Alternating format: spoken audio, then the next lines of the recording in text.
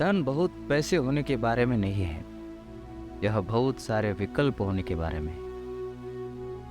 यह उदाहरण इस बात पर जोर देता है कि धन का मतलब केवल बड़ी मात्रा में धन होना नहीं है, बल्कि स्वतंत्रता और किसी के जीवन में चुनाव करने की क्षमता होना है।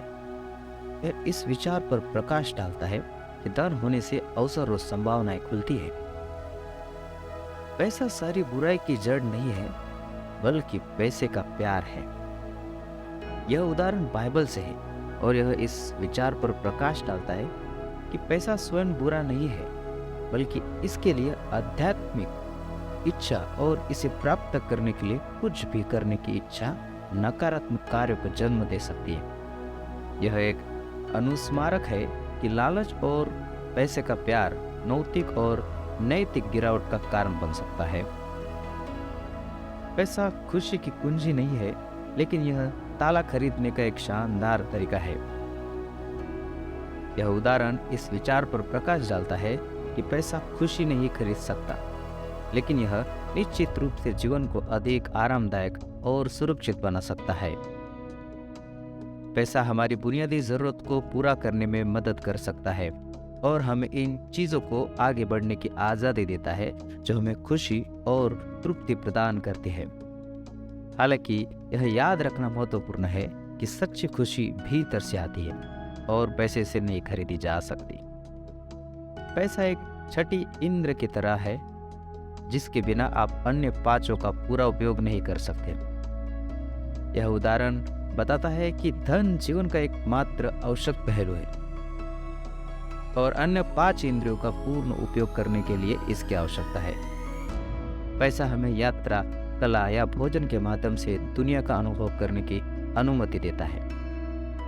इसके बिना हमारे अनुभव सीमित होंगे। हालांकि यह भी याद रखना महत्वपूर्ण है कि पैसा अन्य 5 इंद्रियों को प्रस्थापित नहीं कर सकता है और जीवन में एकमात्र फोकस नहीं होना चाहिए। पैसा एक गारंटी है कि हम भविष्य में जो चाहते हैं वह हो सकता है, हालांकि इसे इस समय कुछ भी नहीं चाहिए। यह एक नई इच्छा के पैदा होने की संभावना को सुनिश्चित करता है।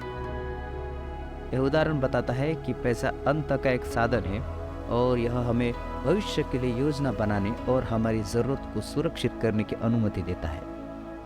यह हमें मन की शांति प्रदान कर सकता है, यह जानकर कि हम उत्पन्न होने वाले किसी भी अप्रत्याशित खर्च या अवसर को संभाल सकते हैं। हालांकि यह याद रखना महत्वपूर्ण है कि पैसा कभी भी खुशी की गारंटी नहीं दे सकता है। यह हमारी सभी इच्छाओं को पूरा नहीं कर सकता है और जीवन में संतुलन खोजना महत्वपूर्ण है। पैसा एक हाथ या पैर की तरह है, इसका इस्तेमाल करें या इसे खो दे। यह उदाहरण बताता है कि धन किसी भी अन्य संसाधन की तरह इस्तेमाल किया जाना चाहिए और किसी भी मूल्य को प्राप्त करने के लिए निवेश किया जाना चाहिए। पैसे का बुद्धिमानी से उपयोग करना और इसे उन चीजों को निवेश करना महत्वपूर्ण है जो रिटर्न देंगे, चाहे वह निवेश शिक्षा या व्यवसाय में हो। यदि हम अपने धन का उपयोग नहीं करते हैं तो समय के साथ यह अपना मूल्य खो देगा। अंत में पैसा जीवन का एक आवश्यक पहलू है, लेकिन याद रखना महत्वपूर्ण है कि यह सबसे महत्वपूर्ण चीज नहीं है और जीवन में एकमात्र फोकस नहीं होना चाहिए। पैसा आराम और सुरक्षा प्रदान कर सकता है, लेकिन सच्ची खुशी भीतर से आती है। अपने लक्ष्यों को प्राप्त करने और अपनी आवश्यकताओं को पूरा करने के लिए जीवन में संतुलन खोजना और धन का बुद्धिमानी से उपयोग करना महत्वपूर्ण है।